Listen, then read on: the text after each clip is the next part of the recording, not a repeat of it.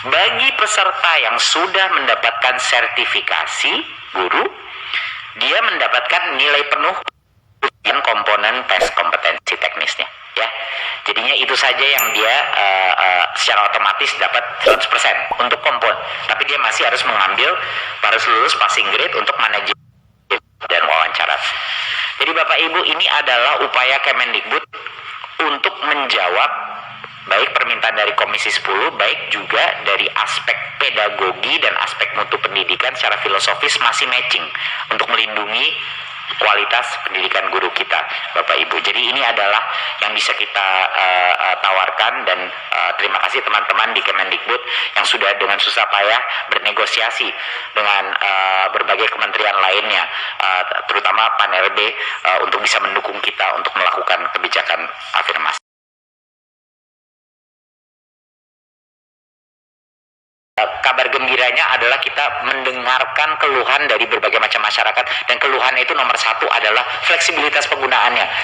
Pokoknya kalau saya nge-google kemana-mana, website universitas, dan yang terakhir, Pak, YouTube, Pak, Mas Menteri, YouTube itu menjadi salah satu sumber pembelajaran yang terpenting untuk berbagai macam melihat guru, baik dari sisi guru dan lainnya.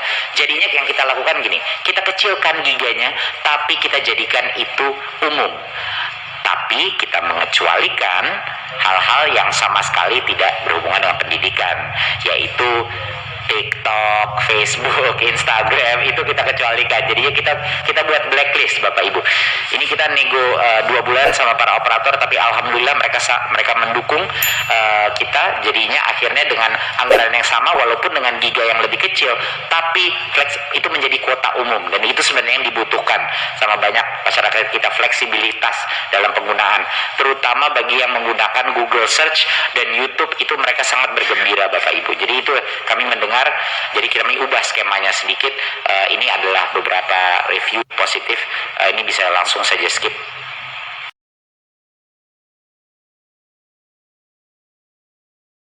Bapak Ibu, kita memikirkan bagaimana caranya kita mendukung dan memberi nilai tambah kepada pengalaman di dalam dunia pendidikan tanpa mengurangi minimum kompetensi yang bisa terdemonstrasikan melalui tes seleksi ini. Jadinya kami mengambil posisi di Kemendikbud bahwa pengalaman adalah suatu proksi daripada mutu. Karena kalau bahasa Inggrisnya itu tacit knowledge atau pengalaman. Hal-hal yang tidak bisa diukur oleh tes itu harus juga dinilai, seperti pengalaman berguru dan lain-lain.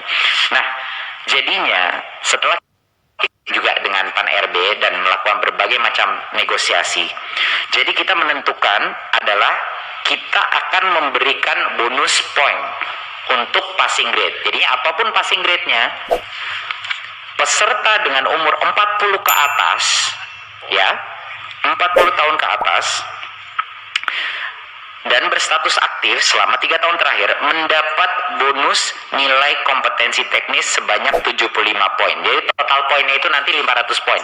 Jadi esensialnya dia mendapat 15% bonus. Ya, 15% bonus untuk yang itu.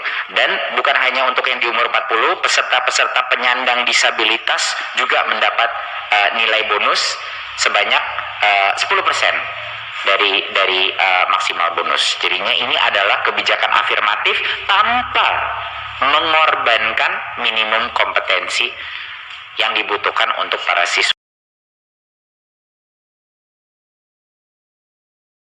Semua guru honorer masih tetap bisa mengikuti tes seleksi ini. Nah, ini poin yang sangat penting. Kenapa? Jadinya guru yang lulus atau lolos seleksi, walaupun misalnya formasinya tidak mencukupi, dia tidak harus mengambil tes di tahun berikutnya. Dia bisa menggunakan hasil tes tersebut. Dia bisa menggunakan hasil tes untuk tahun berikutnya. Jadi pada saat formasinya kebuka, dia akan langsung masuk. Ya. Jadi itu suatu hal yang penting. Jadi Bapak Ibu, yang akan terjadi tahun ini adalah semuanya akan mengambil tes, ya. Dan seperti yang saya ulang 5-10 kali, dan mohon diulang lagi, hanya yang lolos seleksi yang akan menjadi P3K.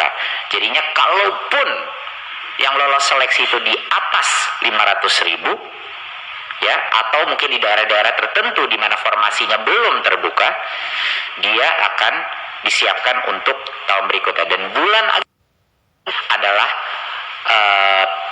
di tahun ini adalah bulan di mana Kemdikbud akan mengejar pengajuan formasi untuk tahun berikutnya. Jadinya semua daerah-daerah seperti Papua, Riau yang masih mungkin perlu kita penekanan, perlu memberikan mereka keyakinan, itu kita sampai tengah bulan Agustus bisa. Tetapi semua guru itu bisa mengambil tes pertamanya dia di tahun ini. Jadinya pun kalau dia gagal, dia tahu apa kelemahan dia, dan dia bisa belajar lagi mengambil tesnya tahun berikutnya. Jadi ini bukan suatu masalah bahwa angkanya 500.000 gitu. Halaman berikutnya. Dan tentunya kali ini berbeda. Saya sudah menekankan ini beberapa kali. Kali ini apa sih bedanya? Bedanya adalah dengan tim baru di Kemdikbud dan GTK yang lumayan handal di bidang pengajaran online. Dan ini memang salah satu fokusnya kita. Kita ini secara esensinya membuat suatu MOOC. Kita buat sedikit Universitas P3K lah gitu namanya. Ya, online Universitas P3K, di mana program guru belajar dan berbagi ini bukan cuman dari kita, tapi guru-guru pun. Jadi mengajar bagaimana caranya untuk bisa meningkatkan probabilitas untuk lulus seleksi ini. Jangan lupa Bapak Ibu, kepentingan daripada tes seleksi ini bukan hanya untuk membuktikan minimum kompetensi dan melindungi anak-anak kita, guru-guru yang tidak memenuhi minimum kompetensi. Tetapi yang membuat saya sangat semangat dengan adanya tes seleksi ini adalah karena semua materi sudah kita berikan secara online dan guru bisa secara mandiri belajar, kita juga bisa menemukan atau mengidentifikasi siapa sih guru-guru kita yang niat belajar.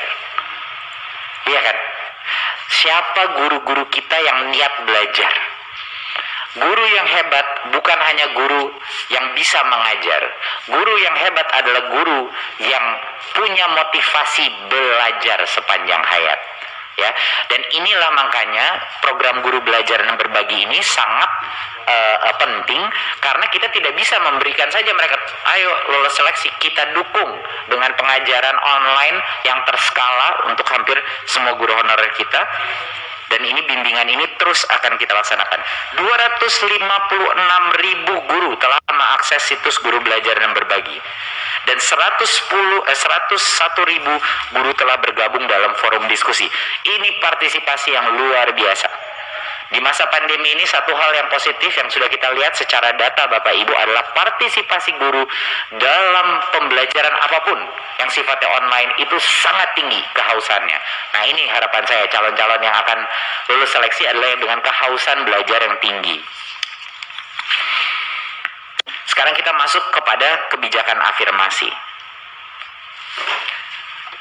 Jadi Bapak Ibu, kita memikirkan bagaimana caranya kita mendukung dan memberi nilai tambah kepada pengalaman di dalam dunia pendidikan tanpa mengurangi minimum kompetensi yang bisa terdemonstrasikan melalui tes seleksi ini. Jadinya kami mengambil posisi di Kemendikbud bahwa pengalaman adalah suatu proksi daripada mutu. Karena kalau bahasa Inggrisnya itu tacit knowledge atau pengalaman. Hal-hal yang tidak bisa diukur oleh tes itu harus juga dinilai. Seperti pengalaman berguru dan lain-lain. Nah, jadinya setelah juga dengan Pan RB dan melakukan berbagai macam negosiasi, jadi kita menentukan adalah kita akan memberikan bonus point untuk passing grade. Jadinya apapun passing grade-nya, peserta dengan umur 40 ke atas, ya, 40 tahun ke atas, dan berstatus aktif selama 3 tahun terakhir mendapat bonus nilai kompetensi teknis sebanyak 75 poin. Jadi total poinnya itu nanti 500 poin. Jadi esensialnya dia mendapat 15% bonus. Ya, 15% bonus untuk yang itu. Dan bukan hanya untuk yang di umur 40, peserta-peserta penyandang disabilitas juga mendapat nilai bonus sebanyak 10% dari maksimal bonus. Jadinya ini adalah kebijakan afirmatif tanpa mengorbankan minimum kompetensi yang dibutuhkan untuk para siswa. Jadi itu adalah kompromi yang kita harus lakukan. Pertama, kita harus lindungi siswa kita. Kedua, kita harus memberikan nilai tambah untuk pengalaman, Bapak Ibu. Karena pengalaman itu ada nilainya yang belum tentu bisa dites gitu. Jadi itu adalah landasan filosofis daripada afirmasi ini. Afirmasi ini bukan kita berikan karena ya memang sudah lama bekerja, bukan. Kita memberikan afirmasi ini karena menurut kami pengalaman itu ada nilainya dan harus dihargai dan belum tentu bisa dilihat melalui tes. Nah, satu hal lagi, poin yang penting di atas ini, ujian seleksi pertama, yaitu ingat tadi saya bilang yang pertama ada 3 tes tahun ini. Di bulan Agustus adalah tes yang pertama, ya. Untuk yang pertama itu hanya untuk guru honorer di dalam sekolah negeri masing-masing. Jangan lupa ya, tes seleksi P3K ini adalah untuk memposisikan guru di dalam sekolah negeri. Jadinya kenapa kita membilang guru honorer yang sedang kerja di sekolah negeri duluan? Karena mereka sudah lokasinya di situ. Mereka sudah lokasinya di situ. Jadi mereka diberikan ronde pertama di bulan Agustus, lalu sisanya boleh bergabung di 2 ronde berikutnya. Ujian seleksi kedua dan 3 terbuka semua honorer. Jadinya kita pastikan kita prioritaskan karena kami juga mendapat banyak masukan. Loh, guru-guru yang sudah ada di sekolah itu harusnya yang mendapat prioritas dulu gitu sebelum guru dari misalnya lulusan PPG dan yang baru. Ini banyak sekali yang sudah melakukan komplain baik ke Komisi 10 maupun ke kita. Jadi itu yang kita lakukan. Jadi sequencingnya aja. Yang pertama mengambil tes, baru kedua, ketiga dibuka. Nah, kabar gembira bagi peserta yang sudah memiliki sertifikasi guru. Ya. Jadi, tes kompetensi ini, tes seleksi guru P3K ini ada beberapa komponennya Bapak Ibu. Ada komponen teknis, ada komponen manajerial, sosiokultural, dan ada komponen wawancara atau esai tertulis yang dikirim. Nah, bagi peserta yang sudah mendapatkan sertifikasi guru, dia mendapatkan nilai penuh ujian komponen tes kompetensi teknisnya, ya. Jadinya itu saja yang dia secara otomatis dapat 100% untuk komponen. Tapi dia masih harus harus lulus passing grade untuk manajemen dan wawancara. Jadi Bapak Ibu, ini adalah upaya Kemendikbud untuk menjawab baik permintaan dari Komisi 10, baik juga dari aspek pedagogi dan aspek mutu pendidikan secara filosofis masih matching untuk melindungi kualitas pendidikan guru kita, Bapak Ibu. Jadi ini adalah yang bisa kita tawarkan dan terima kasih teman-teman di Kemendikbud yang sudah dengan susah payah bernegosiasi dengan berbagai kementerian lainnya, terutama PAN-RB untuk bisa mendukung kita untuk melakukan kebijakan afirmasi ini. Jadi itu kira-kira Bapak Ibu mengenai program afirmasi P3K dan jadi poin yang pertama tadi saya ulang sedikit. Poin yang pertama adalah kita tidak akan mungkin mendapatkan kapasitas 1 juta guru ini kalau tidak ada minimum tesnya, karena itu adalah kondisi permintaannya. Kedua, angka 500.000 adalah angka historis untuk formasi ASN guru yang dalam 10 tahun terakhir ini belum sempat kita tercapai sebesar ini. Jadi itu juga patut kita rayakan. Ketiga adalah isunya lebih mendalam daripada sosialisasi, bukan hanya sosialisasi, tapi kepercayaan daerah bahwa pemerintah pusat akan benar-benar menalangi biaya ini, dan itu ya kerja keras kita. Itu membutuhkan waktu dan pendekatan. Dan yang keempat adalah bahwa walaupun 500.000 itu pun saya rasa kalau kita mengasumsi semua guru honorer mengambil tes, berapa persentase yang masuk, saya rasa akan masuk. Tapi pun kalau tidak masuk, yang lebih lulus di atas itu, mereka akan secara otomatis bisa menggunakan angka itu untuk formasi pada saat formasi daerah mereka terbuka tahun berikutnya. Dan di bulan Agustus disitulah kita akan melengkapi jumlah formasi untuk yang tahun berikutnya. Jadi kami akan terus bekerja keras. Dan tentunya kabar yang terakhir adalah untuk menjawab apresiasi pemerintah pusat terhadap pengalaman dan dedikasi, di mana itu ada nilainya untuk mutu. Kita memberikan afirmasi 15% bonus poin kepada yang umurnya 40 ke atas, ya, dan juga untuk penyandang disabilitas. Baik, itu mungkin topik yang terbesar. Untuk topik berikutnya saya akan secepat mungkin membahas beberapa kabar gembira Bapak Ibu. Beberapa kabar gembira dari yang beberapa sudah diumumkan, tapi juga ini harapan kami juga bisa bantu disosialisasikan di masing-masing dapil Bapak Ibu. Satu adalah mengenai kebijakan BOS tahun 2021. Bapak Ibu, ini adalah kebijakan yang sangat historis, namanya BOS Majemuk, ya, kebijakan BOS Majemuk. Tapi sebelum itu kita akan diskusi sedikit mengenai hasil evaluasi kita. Bapak Ibu, di tahun 2020 BOS disalurkan langsung kepada rekening sekolah, ya, langsung pada rekening sekolah, dan responnya luar biasa. Kita mengukur datanya, kita telah mengurangi penerimaan dana BOS di tahun 2020 sebesar 32%. Kalau dijadikan 32% itu dalam waktu minggu, itu artinya rata-rata, ya, rata-rata. Berarti rata-rata 3 minggu lebih cepat dibandingkan 2019. Itu rata-rata, bayangkan. Jadi artinya 50% paling tidak distribusinya itu lebih lama lagi dampaknya, bisa 4 minggu, 5 minggu lebih, lain-lain.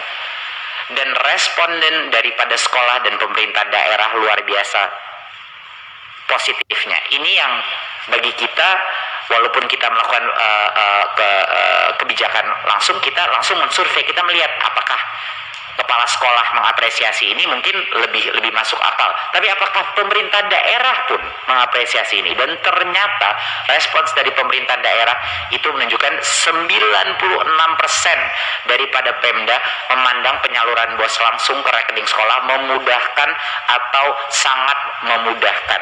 Ini adalah cukup luar biasa. Kami akan mengambil pembelajaran ini, dan harapannya mohon doa Bapak Ibu bahwa di masa depan BOP PAUD dan berbagai macam anggaran juga bisa kita lakukan dengan metodologi yang sama Bapak Ibu. Jadi mohon dukungan.